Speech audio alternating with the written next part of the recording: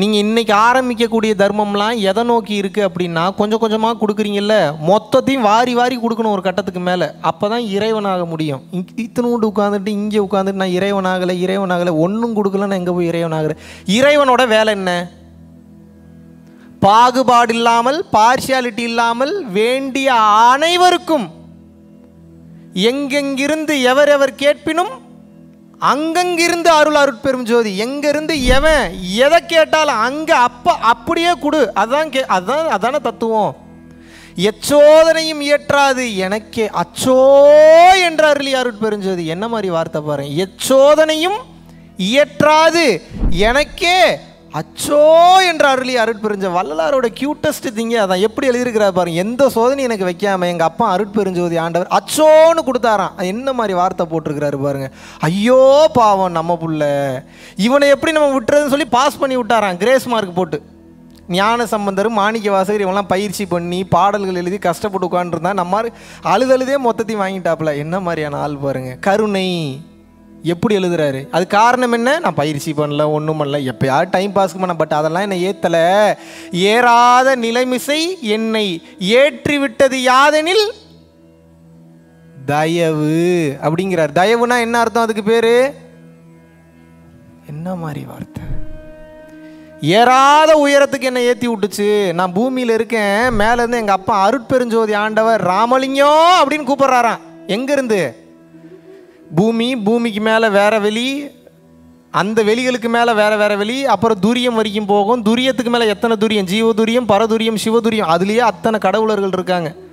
சுத்த சிவதுரியம், சுத்த சிவ துரியாதிதம், துவாதசாந்தம், கடைசியில் அருட்பெருஞ்சோதி இல்லை. இதுக்கு இடையில தான் சிவன் பிரம்மா விஷ்ணுவே இருக்கிறாங்க. அதுக்கு மேல் லேயர்லேருந்து கூப்பிட்றாராம் ராமலிங்கம் அப்படின்னு கூப்பிட்றாராம். அன்புல கூப்பிட்றாராம்.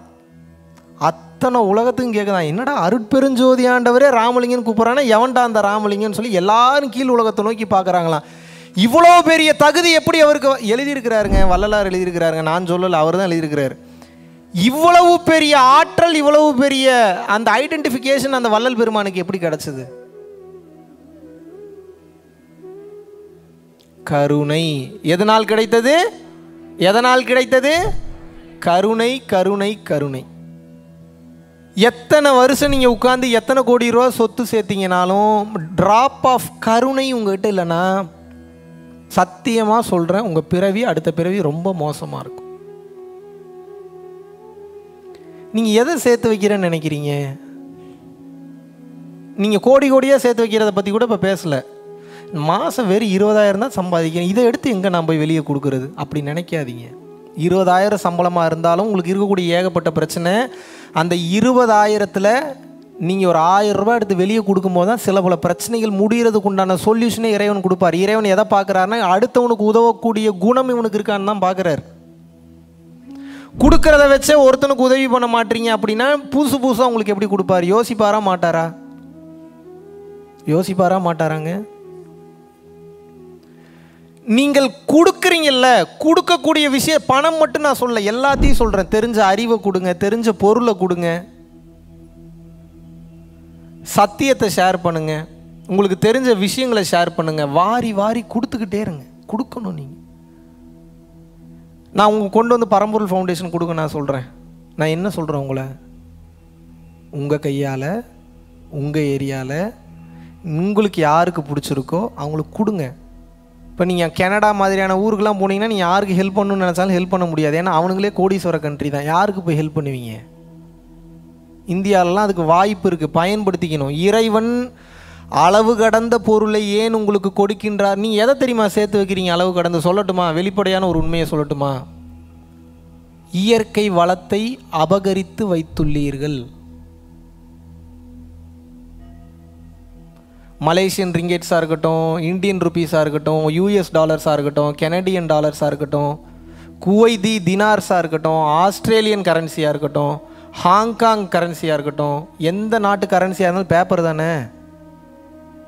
ஒன்று பிளாஸ்டிக் பேப்பரு, இல்லாட்டினா மரத்தோட பேப்பர், அவ்வளோதானேங்க. பிளாஸ்டிக் மரம் எங்கே இருக்குது? இயற்கையில் இருக்கா? இயற்கையை தாண்டி இருக்கா? இப்போ இது எல்லாத்தையும் நீங்கள் அதிகமாக சேர்த்து அடிக்கி வைக்கிறீங்க. உங்கள் வீட்டில் உங்கள் பொண்டாட்டியோ புருஷனோ உங்களுக்கு ஒரு 10 இட்லி சுடுறாங்க, 2 பேருக்கு 5 இட்லி. செம கொலை பசியில் இருக்கீங்க, 10 இட்லின்னு ஒருத்தன் சாப்பிட்டா எப்படி இருக்கும்? சரி ஓகே சாப்பிட்டு போகிறான்னு விட்டுருவீங்க. 2வது நாளும் 10 இட்லி அவங்களே சாப்பிட்றாங்க, எப்படி இருக்கும்? 3வது நாளும் சாப்பிட்றாங்க, கோவம் வருமா வராதா? இப்போ நீங்கள் என்ன பண்ணுறீங்க? கோடி கோடியாக மொத்தத்தையும் இயற்கை வளத்தெல்லாம் சுரண்டி அடுத்தவனுக்கு போகக்கூடிய வளத்தெல்லாம் பிடுங்கி நீங்கள் உடனே சொல்லலாம் நான் உழைச்சி சம்பாரிச்சது. என்ன காடு மலை ஏறி போய் வெட்டிட்டு வரவனுக்கு மேலேயே உழைச்சிட்றீங்க நீங்கள்? இல்லை அவ்வளோ கோடி கோடியாக சம்பாதிக்கிறதுக்கு நீங்கள் தான் நேர்மையான தொழில் பண்ணிட்டா தான் நம்மளால் சம்பாதிச்சிட முடியுமா? கண்டிப்பாக நாம் நமது பிரெயினை யூஸ் பண்ணி சில பல கிறுக்கல் முறுக்கல்கள் வேலையெல்லாம் பண்ணால் தான் அத்தனை கோடி ரூபா பணம் சம்பாதிக்க முடியும். இது எதுக்கு இறைவன் உங்களுக்கு இந்த அறிவை கொடுத்தாருன்னா வாங்கி நீங்கள் கோடி கோடியாக சேர்த்து வைக்கிறது கிடையாது. மற்றவனுக்கெல்லாம் சம்பாதிக்க தெரிலடா கஷ்டப்பட்டுட்டு இருக்கான் அவனுக்கு சொல்லி கொடுன்றதுக்கு தான் இறைவன் உங்களுக்கு உங்கள் பாவ புண்ணிய கணக்குகளை ஆராய்ச்சி பண்ணி உங்களுக்கு அந்த பக்குவத்தை கொடுத்துருக்கிறார். போ இதை நீ 4 பேருக்கு சொல்லி கொடு, உனக்கு இந்த பிரபஞ்சத்துலேருந்து எப்படி ஒரு பொருளை பணத்தை எடுக்கிறதுன்ற அந்த வித்தையை நான் சொல்லி கொடுத்துருக்கேன், இதை 4 பேருக்கு சப்போர்ட் பண்ணு ஷேர் பண்ணுன்னு சொல்லி இறைவன் என்ன பண்ணுறாருன்னா உங்களுக்கு அந்த அறிவை கொடுத்துருக்கிறார். இயற்கை வளத்தை சுரண்டி சுரண்டி சுரண்டி சுரண்டி தங்கம்ன்றது என்ன இயற்கை வளத்தில் ஒன்று தானே? ஆமாவா இல்லையாங்க? வைரம்ன்றது என்ன இயற்கை வளத்தில் ஒன்று, எல்லாம் மினரல்ஸ் தானே. சுண்ணாம்பு மாதிரி, மெக்னீசியம் மாதிரி, பொட்டாசியம் மாதிரி, பாஸ்பரஸ் மாதிரி, தங்கம் என்பதும் ஒரு ஒரு ஒரு தாது பொருள் தானுங்க.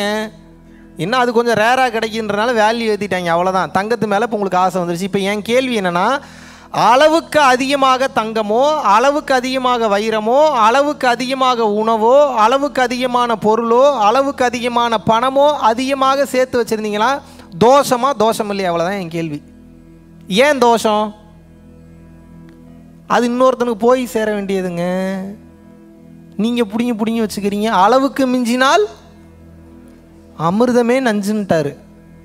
அளவுக்கு மேலே போச்சுன்னா அமிர்தமே நஞ்சு. அப்போ என்ன பண்ணணும்? புத்திசாலி என்ன பண்ணுவானா, அளவு கடந்து சேர்த்து வைத்திருப்பதை புத்திசாலித்தனத்தோடு புண்ணியமோ பாவமோ எதையும் கண்டுக்க மாட்டான். இது இன்னொருத்தனுக்கு போய் சேர வேண்டியதுன்ற அந்த அறிவை பயன்படுத்தி ஓரளவுக்கு எல்லாருக்கும் கொடுக்க ஆரம்பிச்சிடும். உங்களுக்கு சேர்த்து வைக்கிறதே சேர்த்து வச்சுக்கணும், ஓரளவுக்கு சேர்த்து வச்சுட்டு அருளை அதிகமாக சேர்க்க வேண்டும். பணங்காசு வச்சுருக்கிறவங்களாம் ரொம்ப பிளஸ்ட். ஏன் அப்படின்னா உங்களுக்கு ஈஸியாக இன்னொருத்தவங்களுக்கு உதவலாம். மனசு சுத்தமாக வர மாட்டேங்குது. ஒரு ஹோட்டல் போகிறீங்க, ஒரு செக்யூரிட்டி ஒரு சல்யூட் அடிக்கிறாரு, எவ்வளோ மாதம் சம்பளம் கிடச்சிடும் அவருக்கு? என்ன ஒரு 20,000 30,000? 20,000 30,000 வச்சு அவர் குடும்பத்தை ஓட்டிட முடியுமா? நீங்களே எப்போயாவது தான் போகிறீங்க, கொடுங்களேன் செக்யூரிட்டிக்கு ஒரு 100 ரூபா கொடுங்க, என்ன பிரச்சனை இப்போ உங்களுக்கு? 100 ரூபா கொடுக்குறதா? நீங்களே 100 ரூபா கொடுக்கலாம், இறைவன் எப்படி உங்களுக்கு 1 லட்சம் ரூபா கொடுப்பாரு? உங்களுக்கு ஏன் அந்த ஐடியா வரல? உங்களுக்கு ஏன் ஒருத்தர் கொடுத்து உதவணும்னு தோணல? இறைவன் எங்கேருந்து உங்களுக்கு கொடுப்பாரு பணம்? நீங்கள் கொடுக்குற மனசை வச்சு தானே இறைவன் கொடுக்குறாரு. நல்லா புரிஞ்சுங்க. இங்கேருந்து மனசார கொடுத்தீங்கன்னா மனம் விரிவடையுதில்ல, விரிவடைஞ்ச அந்த மனசை இறைவன் கொடுத்து ஃபுல்ஃபில் பண்ணிடுவார். இங்கே விரிவே அடைய மாட்டேங்குது, அப்புறம் எங்கேருந்து மேலேருந்து உங்களுக்கு டெபாசிட் வரும்? புரியுதா? ஏதாவது தர்மம் செய்ய தூண்ட வேண்டும். நீங்கள் செய்யக்கூடிய தர்மம் பல விஷயம் இருக்குங்க. தர்மத்தில் இருக்கக்கூடிய வலிமை என்ன நினச்சிட்டு இருக்கீங்க? நீங்கள் நிம்மதியாக தூக்கம் வரும் தர்மம் பண்ணும்போது. பயம் இருக்காது, பதட்டம் இருக்காது, படபடப்பு இருக்காது. வேணும் வேணும் வேணும் வேணும் எனக்கு எனக்குன்னு செயல்படும் போது மனசு இப்படி குறுகிக்கிட்டே போகும். இன்னும் ரொம்ப டீப்பாக போயிட்டு உள்ளே போய் லாக் ஆகி வெளியிலே வராது. நீங்கள் அப்புறம் என்ன பண்ணிங்கனாலும் வெளியில் வராது. அது நல்லா இருக்கட்டும் நல்லா இருக்கட்டும் நல்லா இருக்கட்டும் நல்லா இருக்கட்டும்ன்றப்ப லாக் ஆனது கொஞ்சம் கொஞ்சமாக ஓப்பன் ஆகி ஓப்பன் ஆகி ஓப்பன் ஆகி ஓப்பன் ஆகி விசாலமாயிட்டு போயிட்டே இருக்கும் மனசு. இப்படி போனால் தான் இறைவன் அடைய முடியும். இப்படி போனால் எங்கே போய் இறைவன் அடைகிறது? புரியுதா புரியலையா? மனம் விரிவடைந்து கொண்டே செல்ல வேண்டும். நீங்கள் கொடுக்கறதில்ல, கொடுக்குற மனசுலேயே இருக்கணும். கொடுக்க கூட வேணாம், அட்லீஸ்ட் மனசுலையாவது இருங்க. அப்போயாவது மனசு விரிவடையும். மனசு வந்துருச்சுனாவே கொடுத்துருவீங்க நீங்கள்.